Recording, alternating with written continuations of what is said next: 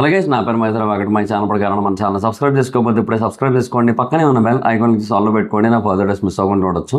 చాలా మంది చూస్తున్నారు కానీ సబ్స్క్రైబ్ చేసుకోవట్లా. So please try to subscribe click the bell icon also. So Yashwanth Reddy అనే ఒక పర్సన్ పొద్దుటూరులో నివసిస్తూ ఉంటాడు. సో అతను తన తల్లిని ఘోరంగా దారుణంగా చంపేసిన విషయం గురించి మనం అందరం ఆల్రెడీ మాట్లాడుకున్నాం. అయితే ఈ కేసులో కొన్ని కొత్త నిజాలు బయటకు వచ్చాయి, కొన్ని కొత్త ట్విస్టులు బయటకు వచ్చాయి.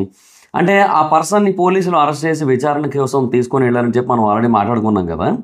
ఆ విచారణ కోసం తీసుకొని వెళ్ళిన తర్వాత అతను కొన్ని విషయాలు చెప్పాడనమాట. ఆ విషయాలు ఒకదానికొకటి సంబంధం లేవు అండ్ కొన్ని అయితే చాలా డిఫరెంట్గా ఉన్నాయి. అండ్ ఈ కేసు అప్పుడెప్పుడో 2021లో జరిగిన మదనపల్లి జంట హత్యల కేసు ఏదైతే ఉందో దానికి కొంచెం సిమిలర్గా అనిపించేలా చేస్తూ ఉంటుంది. ఒక పాయింట్ అయితే మాత్రం, అన్ని పాయింట్స్ కాకపోవచ్చు కానీ ఒక పాయింట్ అయితే మాత్రం ఆ కేసుతో కొంచెం సిమిలర్గా అనిపిస్తూ ఉంటుంది. సో అసలు తను ఏం చెప్పాడు విచారణలో భాగంగా, అండ్ తన గురించి రిలేటివ్స్ ఏం చెబుతూ వస్తున్నారు, అండ్ వాళ్ళు ఒక వింత కోరిక కోరారు రిలేటివ్స్ కానీ ఆ అబ్బాయి ఫాదర్ కానీ అందరూ కూడా. సో వాటి గురించి కూడా మాట్లాడుకుందాం. అండ్ ఆ అబ్బాయి యొక్క మానసిక స్థితి కోసం మనకు ఒక క్లారిటీ అయితే వచ్చింది. సో దాని గురించి కూడా డిస్కస్ చేసుకుందాం. సో అసలు ఫస్ట్ ఆఫ్ ఆల్ తను విచారణలో భాగంగా ఏమేమి చెప్పాడు అనే దాని గురించి మాట్లాడుకుందాం. సో విచారణలో భాగంగా తను 2 స్టేట్మెంట్స్ అయితే ఇచ్చాడు. ఆ 2 స్టేట్మెంట్స్ ఇచ్చి పోలీసుల్ని కొంచెం కన్ఫ్యూజ్ చేస్తూ తను కావాలని కన్ఫ్యూజ్ చేస్తున్నాడేమో అనే ఒక ఆలోచన కూడా చాలామందికి వచ్చేలా చేశాడు. సో తను ఆ టైంలో ఇచ్చిన 2 స్టేట్మెంట్ ఏంటంటే, స్టేట్మెంట్ నెంబర్ 1 ఏంటంటే 10,000 రూపాయల కోసం వచ్చాడంట. 10,000 రూపాయల కోసం వచ్చాడు, ఇవ్వకపోయేసరికి చంపేశాడు. సో ఇది మాత్రం ఒక స్టేట్మెంట్లో ఉన్న పాయింట్. అయితే తనకి వరుసకి మామయ్య అవుతారంట ఒక పర్సన్. ఆ పర్సన్ ఆర్మీలో జాబ్ చేస్తారంట. సో అతను ఒక ఇంటర్వ్యూ అయితే ఇవ్వడం జరిగింది. ఆ ఇంటర్వ్యూలో అతను చెప్పింది ఏంటంటే ఇతనికి నెలకి సుమారుగా 50-60 వేలు ఖర్చు అవుతుందంట యశ్వంత్కి హైదరాబాద్లో ఉండడం కోసం.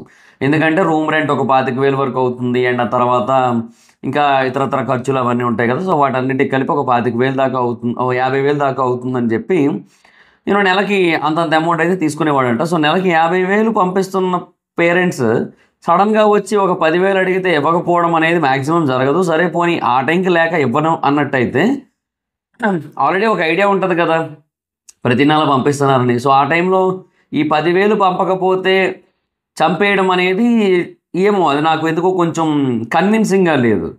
సో అదేందుకో చాలా క్వశ్చన్ మార్క్ అయితే మిగిలిపోయింది అదైతే మాత్రం. తర్వాత అతను చెప్పిన రెండో పాయింట్ ఏంటంటే అతను దేవుడంట. యశ్వంత్ రెడ్డి దేవుడు. ఎస్, మీరు విన్నది కరెక్టే. మార్కెట్లో కొత్త దేవుడు వచ్చి చార్నాళ్ళు అయిందని చెప్పి ఏదో డైలాగ్ ఉంటుంది గోపాల సినిమాలో. సో అలా అనమాట, Yashwant Reddy is the new God అనమాట. సో ఆయన దేవుడు అని చెప్పి అతను నమ్ముతాడంట. వాళ్ళ అమ్మకి చెబితే వాళ్ళమ్మ ఇతను దేవుడు అని చెప్పి నమ్మలేదంట.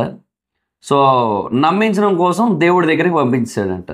ఇప్పుడు ఈయన దేవుడు అయినట్టయితే లెక్క ప్రకారం ఇక్కడే ఉండాలి కదా దేవుడి దగ్గరికి పంపాలంటే. దేవుడి దగ్గర అంటే ఇక్కడ ఉండాలి కదా, లేదంటే హైదరాబాద్ తీసుకెళ్ళిపోవాలి దాంతోపాటు, అప్పుడు దేవుడి దగ్గర ఉన్నట్టు. అలా కాకుండా దేవుడి దగ్గరికి పంపాలని చెప్పి మళ్ళీ పైకి పంపించి అది చెప్తున్నాడు ఏదో నాకు అర్థం కాదు. సో బేసిక్గా ఇక్కడ ఒక క్వశ్చన్ రైజ్ అవుతుంది, నిజంగానే తన మానసిక స్థితి బాగోలేదా లేదంటే కావాలని డైవర్ట్ చేస్తున్నాడా? అంటే ఇప్పుడు అతను ఇలాగా సంబంధం లేకుండా మాట్లాడుతూ అస్తవ్యస్తంగా మాట్లాడుతూ ఉంటే ఎవరికైనా ఏమనిపిస్తుంది, వాళ్ళ మానసిక స్థితి బాగాలేదని అనిపిస్తుంది. ఇప్పుడు మదనపల్లి ఇన్సిడెంట్ కోసం నేను ఎందుకు చెప్పానంటే స్టార్టింగ్లో ఆ మదనపల్లి జంట హత్యల టైంలో కూడా ఇదే జరిగింది. ఒక అమ్మాయి పేరు అలేఖ్య, ఇంకో అమ్మాయి పేరు నాకు గుర్తులేదు. అంటే పెద్ద అమ్మాయి పేరు అలేఖ్య, చిన్న అమ్మాయి పేరు ఎగ్జాక్ట్గా గుర్తులేదు. సో చార్నాళ్ళు అయిపోయింది కదా. అయితే ఆ ఇన్సిడెంట్లో కూడా సేమ్ ఇదే జరిగింది. ఆ నోట్లో రాగి చెంబులు పెట్టి డంబెల్స్తో కొట్టి ఇలా చాలా రకాలుగా చేశారు.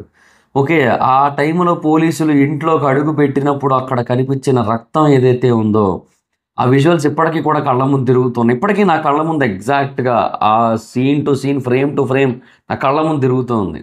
నిజంగా కొన్ని మనం మర్చిపోలేము. అలాంటి వాటిల్లో ఈ మదనపల్లి సిచ్యువేషన్ కూడా ఒకటి. ఆ టైంలో ఆవిడ అయ్యో మీరు ఎందుకు వచ్చారండి, మీరు రావడం వల్ల ఇప్పుడు మొత్తం విఘాతం కలుగుతుంది, వాళ్ళు పునర్జన్మను పొందలేరు అది ఇదని చెప్పి ఏదేదో మాట్లాడారు. ఆ టైంలో వాళ్ళు మాట్లాడింది ఏదైతే ఉందో అన్నీ వింటే డెఫినెట్గా ఎవరికైనా అర్థమైపోద్ది వాళ్ళు ఆ మూఢనమ్మకాల పిచ్చిలో పూర్తిగా మునిగిపోయి ఇంకా పిచ్చోళ్ళు అయిపోయారు వాళ్ళు కూడా.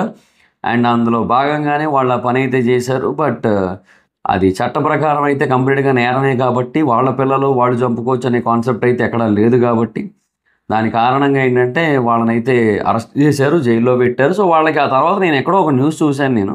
సో వాళ్ళకి 14 ఏళ్ల పాటు జైలు శిక్ష అయితే పడిందని చెప్పి నేను న్యూస్ అయితే చూశాను. మేబీ వాళ్ళు కొంచెం ఇన్‌ఫ్లుయెన్షియల్ పీపుల్ అండ్ ఫైనాన్షియల్‌గా కూడా కొంచెం బెటర్ పీపుల్ కాబట్టి మేబీ ఆ తర్వాత కొన్నాళ్ళకి బయటకి రావచ్చేమో. మన చేతుల్లో లేదు ఆ విషయం. ఏంటి, ఎలాగా అనేది మనకైతే క్లారిటీ లేదు తర్వాత.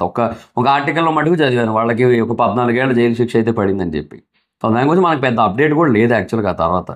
సో ఇలాగా ఆ కేస్ జరిగింది కదా! సో ఇది కూడా నాకు అలాగే అనిపిస్తుంది. నేను దేవుడినని నమ్మలేదు. అందుకే దేవుడి దగ్గరికి పంపించా అనే మాట ఏదైతే ఉందో నాకు సేమ్ ఈ కేస్‌నైతే గుర్తు చేస్తోంది నాకైతే మాత్రం. సో ఇలాగా 2 రకాల స్టేట్మెంట్స్ అయితే ఇచ్చాడు కదా! సో ఈ 2 రకాల స్టేట్మెంట్స్ విన్న తర్వాత ఏంటంటే కొంతమందికి ఇతనికి నిజంగా మతిస్థిమితం లేదు అనే ఆలోచన వచ్చింది. కొంతమందికి ఏంటంటే కావాలని మతిస్థిమితం లేనట్టు నటిస్తున్నాడు. సో అలా నటించినట్టయితే ఈ కేసు నుంచి బయటపడొచ్చు. ఏదో ట్రీట్మెంట్ అని చెప్పి హాస్పిటల్‌లో జాయిన్ చేసి వదిలేస్తారు. జైల్లో బెటర్ కదా! అనే పాయింట్ ఆఫ్ వ్యూలో ఇలా చేస్తున్నాడని చెప్పి కొంతమంది అంటున్నారు. బట్ పాయింట్ ఏంటంటే యాక్చువల్‌గా వీళ్ళ పేరెంట్స్ ఎవరైతే ఉన్నారో ఇద్దరు కూడా వాళ్ళు కొన్ని నెలల క్రితమే ఆ అబ్బాయికి మానసిక స్థితి బాగోలేదని చెప్పి నాటు మందు కూడా ఇప్పించారంట యాక్చువల్లీ. అదేమన్నా వికటించిందో ఏమో మరి. అది వికటించి ఇట్లా ఇంకా ఇంత ఘోరంగా ప్రవర్తిస్తున్నాడో ఏమో మరి తెలీదు గానీ మనకి. బట్ అతనికి ట్రీట్మెంట్ అయితే ఇప్పించారు. సో అది పాయింట్ ఇక్కడ. మనం అర్థం చేసుకోవాల్సిన ఓవరాల్ పాయింట్ అయితే అది. అంటే అతని మానసిక స్థితి అప్పటినుంచే బాలేదు. అండ్ ఆ బాలేని దానికి అతనికి నయం అవ్వడం కోసం అని చెప్పి ఎప్పటినుంచో ట్రీట్మెంట్ అయితే చేయిస్తున్నారు. ఇది ఆ అబ్బాయి ఫాదరే తెలియజేసిన విషయం.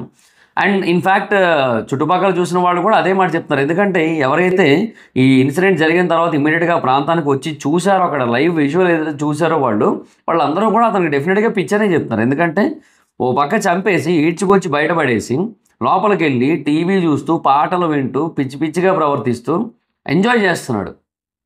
సో ఎవరికైనా సరే అది చూస్తే ఏమనిపిస్తది? ఖచ్చితంగా he is mentally so unstable అనే ఫీలింగ్ అయితే ఉంటది.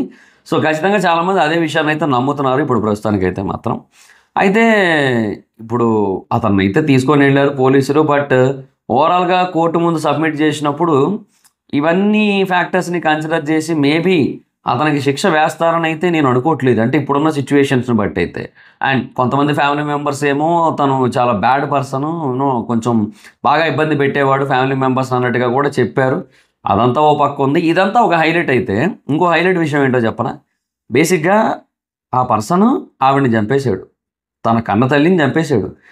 ఆ పర్సన్‌తో తలకొరివి పెట్టించడం కోసం ఆ పర్సన్‌కి ఒకరోజు పర్మిషన్ ఇవ్వాలి, బయటికి తీసుకురండి అని చెప్పి ఆ పేరెంట్ అంటే ఫాదర్ గాని, లేదంటే మిగతా రిలేటివ్స్ గాని అందరూ కూడా పోలీసులను రిక్వెస్ట్ చేశారు. రిక్వెస్ట్ చేస్తే పోలీసులు ఒప్పుకోకపోయేసరికి ఇంకా ఆ హస్బెండే వెళ్ళి, అంటే ఈ అబ్బాయి ఎవరైతే ఉన్నాడో తన ఫాదరు, చనిపోయిన ఆవిడ భర్త ఎవరైతే ఉన్నారో అతనే అంత్యక్రియలు అయితే చేశారు. అతనే చితికి నిప్పైతే పెట్టారనమాట. అయితే ఇక్కడ కాన్సెప్ట్ ఏంటంటే ఇప్పుడు అతను అంటే ఆ టైంలో వాళ్ళు చెప్పిన పాయింట్స్ ఏంటంటే కొన్ని, అంటే ఆవిడ ఆత్మకి శాంతి చేకూరాలి, కన్న కొడుకే పెట్టాలి చితికి నిప్పు, ఇలాంటి కైండ్ ఆఫ్ కొన్ని పాయింట్స్ అన్ని పెడుతూ శాస్త్రాలు ఇలాంటి పాయింట్స్ అయితే చెప్తూ వస్తున్నారు. ఓకే. అది జనరల్‌గా అందరూ ఫాలో అవుతారు. సాధారణంగా అలాగే జరుగుతూ ఉంటుంది. చాలా ఇళ్లలో అదే ఉంటది. ఓకే. నేను ఒప్పుకుంటాను. కాదని నేను అనను. కానీ పాయింట్ ఏంటి అంటే ఇక్కడ చంపేసిందే ఆ మహానుభావుడు. మళ్ళీ ఆ మహానుభావుడితో చితికి నిప్పు పెట్టిస్తానంటారేంటి నాకర్థం కాదు. అంటే అతని చేత చంపబడి అతను చితికి నిప్పు పెడితే తప్ప ఆవిడ ఆత్మ శాంతి చేకూరదు. ఇంకా ఆ మహానుభావుడు పెడితేనే ఆవిడ ఆత్మకి శాంతి చేకూరదు. అది కదా పాయింట్ ఇక్కడ. అదెవరు అర్థం చేసుకోవట్లే. ఏటో అంటే జనరల్‌గా సాధారణంగా జరిగే మరణాలకి, సాధారణంగా చనిపోయే పెద్దవాళ్ళకి వాళ్ళ పిల్లలు పెట్టడం, మగ పిల్లలు పెట్టడం ఇదంతా సహజంగా జరుగుతూ ఉంటుంది. అండ్ ఈ మధ్య కాలంలో కొన్ని సార్లు మనం అక్కడక్కడ చూస్తూ ఉన్నాం. ఈవెన్ ఇంట్లో మగపిల్లలు ఎవరు లేరన్నప్పుడు ఆడపిల్లలే పెడుతూ ఉన్నారు. ఇలాంటివన్నీ కూడా జరుగుతూ ఉన్నాయి. పిల్లలు పెడతారు మాక్సిమం సిట్యుయేషన్స్‌లో. అయితే అలాంటి ఒక టైంలో అతనే చంపేసి, అతనే అమ్మా నీ ఆత్మ శాంతి చేకూరాలని చెప్పి పోయి చితికి నింపు పెడితే అది అంటే ఇది హాస్యం చేసుకోదగిన సిట్యుయేషన్ అయితే కాదు గానీ, అది నిజంగా హాస్యాస్పదంగానే ఉంది. నిజంగా అసలు చాలా దారుణమైన ఆలోచన అది. ఎవరికొచ్చిందో గానీ, ఎవరైతే సజెస్ట్ చేశారో వాళ్ళని అనాలి ఫస్ట్ అయితే. వాళ్ళు చేసిన మిస్టేక్ ఇదంతా కూడా. సరే వాటెవర్ ఇట్ ఈస్, ఇప్పుడైతే ఈ కేస్ అయితే ప్రస్తుతానికి ఎటూ తేలని ఒక సందిగ్ధంలో పడిపోయింది. అంటే ఓవరాల్‌గా చాలామంది ఇప్పుడు ప్రస్తుతానికి నమ్ముతుంది ఏంటంటే అతని మానసిక స్థితి అయితే బాలేదు. ఆవిడ చాలా మంచి ఆవిడే. ఈవెన్ ఆవిడ యొక్క కొలీగ్స్ కూడా అందరూ ఆవిడ గురించి అదే చెబుతూ వచ్చారు. ఆవిడైతే మాత్రం అతను చంపేసేంతలాగా అతన్నైతే ఏమీ అని ఉండదు. కానీ అతని మానసిక స్థితి బాగోకపోవడం వల్ల అతను అలా ప్రవర్తించాడు. అందుకే చంపేశాడు అనేది అందరి మనసులో కూడా ఇప్పుడు ఆల్మోస్ట్ ఉన్న పాయింట్. అండ్ కేసు కూడా డెఫినెట్‌గా అదే యాంగిల్‌లో ముందుకెళ్తుంది అనిపిస్తోంది. అండ్ ఏదో ఒక రోజు అదే యాంగిల్‌లో ఎండ్ అయిపోతది. అతని మానసిక స్థితి బాగోక చేసిన హత్య కాబట్టి దాన్ని హత్య కింద కాకుండా ఒక ప్రమాదం కింద పరిగణిస్తామని చెప్పి దానికి తగ్గట్టుగా ఏదో కొంచెం నేరం వేసి ఒక శిక్ష వేసి ఆ తర్వాత అతన్ని కొద్ది రోజుల పాటు ట్రీట్మెంట్‌లో ఉంచి ఆ తర్వాత బయట ప్రపంచంలోకి మళ్ళీ వదులుతారు. తర్వాత వాళ్ళ నాన్నని కూడా చంపేస్తారు. మళ్ళీ జైలుకి వెళ్తారు. అంతే, ఇంకా అంతకుమించి ఇంకేం లేదు. మ్యాక్సిమం ఇంతకంటే ఏం జరుగుతుందని అయితే అనుకోవట్లేదు నేనైతే మాత్రం ఈ కేసులో ఫర్దర్‌గా. సో మరి ఇంకా మీకేమనిపించింది ఈ సిట్యుయేషన్స్ అన్నీ విన్న తర్వాత, ఈ సినారియోస్ అన్నీ విన్న తర్వాత? సో ఒకటి చెప్తా, ఫస్ట్ థింగ్ ఏంటంటే నాకైతే చాలా క్లియర్‌గా ఒక పాయింట్ ఏంటంటే, బేసిక్‌గా చాలామంది ఇప్పుడు ఒక్కరే ముద్దు, ఇద్దరొద్దు, ముగ్గురొద్దు, నలుగురు గానీ, అంటే అసలు ముగ్గురు దాకా వద్దులేండి అసలు. అసలు కనీసం రెండో కిడ్‌ని కూడా అసలు ప్లాన్ చేయట్లేదు అసలు ఈ మధ్య కాలంలో ఎవరు కూడా. ఒక కిడ్డే చాలు, ఎందుకంటే మనం అంతకంటే పెంచలేము, మనం మేనేజ్ చేయలేము, మనం బ్యాలెన్స్ చేయలేము లైఫ్‌ని అన్నట్టుగా అనుకుంటున్నారు. బట్ అది కూడా వాస్తవమే. పిల్లలకి బెటర్ లైఫ్ ఇవ్వలేనప్పుడు ఎందుకు కనడం అనే కాన్సెప్ట్ కూడా ఉంది. అది నిజంగా ఆలోచించాల్సిన విషయమే. కానీ ఇలా ఒక్కరే ఉండడం వల్ల కొన్నిసార్లు ఏమవుతుందంటే వాళ్ళకి ఆ సపోర్ట్ అనేది ఉండట్లేదు. ఆ మెంటల్ సపోర్ట్ అనేది ఉండట్లేదు. సో దట్ ఎమోషన్స్ అంటే ఏంటో తెలియట్లేదు. అది బాగా ఎక్స్‌ట్రీమ్ లెవెల్స్‌కి వెళ్ళిపోతుంది. ఆ లోన్లీనెస్ గానీ, లేదంటే అది ఏమంటారు, ఒంటరితనం అంటే ఆ ఒంటరితనంలో పుట్టే ఆలోచనలు ఉంటాయి, ఆ థాట్స్ అవి చాలా ఎక్స్‌ట్రీమ్ లెవెల్‌కి వెళ్ళిపోతూ ఉన్నాయి. సో ఇవన్నీ కూడా జరుగుతూ ఉన్నాయి. ఆటోమేటిక్‌గా వాళ్ళ మైండ్ సెట్ అనేది చాలా వర్స్ట్ తయారవుతుంది. సో ఇంట్లో ఒక సిబ్లింగ్ ఉంటే ఆ ఎఫెక్షన్ అనేది కొంచెం బై బర్తే బిల్డ్ అవుతూ ఉంటది. సో అంటే వాళ్ళు ఆ ఎమోషన్స్, ఆ ఎఫెక్షన్స్ అవన్నీ కూడా బాగా అర్థం చేసుకోగలుగుతారు. అండ్ ఇంకొకటి, ఇలాగా హత్య చేసిన వాడితోనే చితికి నిప్పు పెట్టించాలి అనే ఆలోచన కూడా రాదు ఆ టైంకి, ఇంట్లో ఇంకొక చైల్డ్ ఎవరైనా ఉన్నట్టయితే. సో అదొకటి దృష్టిలో పెట్టుకోండి. అండ్ ఇంకొకటి ఏంటంటే, పిల్లలకి అడిగినవన్నీ ఇచ్చేసి వాళ్ళు రేపొద్దున్న మాట వినట్లేదని చెప్పి వాళ్ళని ఏమంటారు, వాళ్ళని కొంచెం కంట్రోల్ చేయడానికి ట్రై చేసి, అలా వద్దు, ఇంకా చిన్నప్పటి నుంచే కంట్రోల్ చేయడానికి ట్రై చేయాలి. ఏదో ఒక స్టేజ్‌కి వచ్చాక కంట్రోల్ చేస్తాం, ఒక 20 ఏళ్ళు వచ్చాక కంట్రోల్ చేస్తాం, 25 ఏళ్ళు వచ్చాక కంట్రోల్ చేస్తాం, 30 ఏళ్ళు వచ్చాక కంట్రోల్ చేస్తాం అంటే 60 ఏళ్ళు వచ్చినా కంట్రోల్ కాడు. పెళ్లి చేసి రెస్పాన్సిబిలిటీస్ వచ్చేస్తే కంట్రోల్ అయిపోతారు అనుకుంటే అది కూడా జరగదు. సో మీరు బేసిక్‌గా వాళ్ళని చెడగొట్టడం మానండి. పేరెంట్సే చెడగొడుతున్నారు పిల్లల్ని. పేరెంట్స్ ఏంటంటే వాళ్ళకి అడిగినవన్నీ ఇచ్చేసి, ఈవెన్ చిన్నపిల్లల దగ్గర కూడా మొబైల్స్, పెద్ద పెద్ద మొబైల్స్ ఉంటాయి, ట్యాబ్స్ ఉంటాయి. సరే ఓకే, ఉండనివ్వండి. అది వాళ్ళకి ఎడ్యుకేషన్ పర్పస్ కోసం కేవలం యూట్యూబ్ వరకు ఉంటే ఓకే, ఫైన్. బట్ అలా కాకుండా వాళ్ళకి నెట్‌ఫ్లిక్స్‌లు ఉంటాయి, ప్రైమ్‌లు ఉంటాయి, అన్ని రకాల ఓటీటీ ప్లాట్‌ఫామ్ సబ్స్క్రిప్షన్స్ ఉంటాయి, రకరకాల సినిమాలు, వెబ్ సిరీస్‌లు చూస్తుంటారు. అవన్నీ ఎందుకు చూడాలి వాళ్ళు?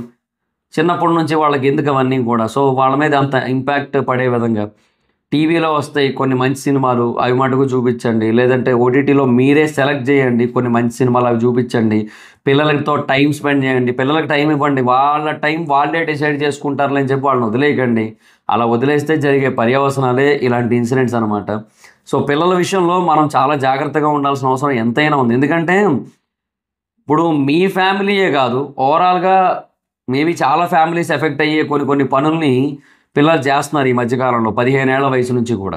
సో అదంతా కూడా ఎలా మార్చగలము అంటే చిన్నప్పటి నుంచి వాళ్ళని పెంచే విధానం అంతే. వాళ్ళ చుట్టూ మనం ఏర్పాటు చేసే ఒక లైఫ్ స్టైల్ ఏదైతే ఉంటుందో దాన్ని బట్టే వాళ్ళ జీవన విధానం కానీ, వాళ్ళు చేసే పనులు కానీ ఉంటాయి. సో అవన్నిటిని కూడా చిన్నప్పటి నుంచి చాలా బెటర్‌గా ప్లాన్ చేసుకుంటూ వస్తేనే బెటర్. లేదంటే పెద్దయ్యాక వాళ్ళు ఏదో చేసిన తర్వాత అయ్యో అని చెప్పి తలపట్టుకుంటే ఇంకేం ఉపయోగం ఏం లేదు. చేతులు కాలేక ఆకులు పట్టుకొని ఏం లాభం అని చెప్పి తెలుగులో సామెత ఉంది కదా! సేమ్ అలాగే అయిపోద్ది పరిస్థితి. అలా వద్దు. ఎప్పుడైనా సరే పిల్లల విషయంలో చాలా జాగ్రత్తగా ఉండండి. పిల్లలతో టైం స్పెండ్ చేయండి. పిల్లలు చెడుదారిలోకి వెళ్ళకుండా చూసుకోవాల్సిన బాధ్యత మీదే. వన్స్ వెళ్ళిపోయిన తర్వాత వాళ్ళు అలాగే వెళ్ళిపోతే మేమేం చేయాలనే మాట రాకూడదు. కంప్లీట్‌గా పేరెంట్స్‌దే మిస్టేక్. సో అది గుర్తుపెట్టుకోండి. పిల్లల విషయంలో కొంచెం జాగ్రత్తగా ఉండండి. అండ్ కనీసం ఇద్దరు పిల్లల్ని అయితే కనడానికి అయితే ట్రై చేయండి. మరీ ఒక్కరే అన్నట్టుగా కాకుండా. Okay. So that's guys, this the video. మీకేమనిపించింది ఈ సిట్యుయేషన్‌లో తను చెప్పిన కొన్ని పాయింట్స్ విన్న తర్వాత? అండ్ అలాగే ఆ ఫ్యామిలీ మెంబర్స్ అతనితోనే చితికి నిప్పు పెట్టించాలనే ఆలోచన ఏదైతే ఉందో వాళ్ళ ఫ్యామిలీ మెంబర్స్‌ది, దాని మీద మీ అభిప్రాయం ఏంటో కింద కామెంట్ సెక్షన్ తెలియజేయండి. So that's it guys, this the video. Video కనుక మీకు నచ్చినట్టయితే లైక్ చేసి వీడియోని షేర్ చేయనప్పుడు కారణం మన ఛానల్ సబ్స్క్రైబ్ చేసుకోకపోతే ఇప్పుడే సబ్స్క్రైబ్ చేసుకోండి. పక్కనే ఉన్న బెల్ ఐకాన్ చేసి ఆల్లో పెట్టుకోండి. నా ఫర్దర్ డేస్ మిస్ అవ్వకుండా చూడొచ్చు. చాలా మంది చూస్తున్నారు కానీ సబ్స్క్రైబ్ చేసుకోవట్లా. So please try to subscribe, click the bell icon also. నా ఇన్స్టాగ్రామ్ ఐడి మహేంద్రం, అక్కడ వచ్చి ఫాలో అవచ్చు. Thank you so much. Next video. By.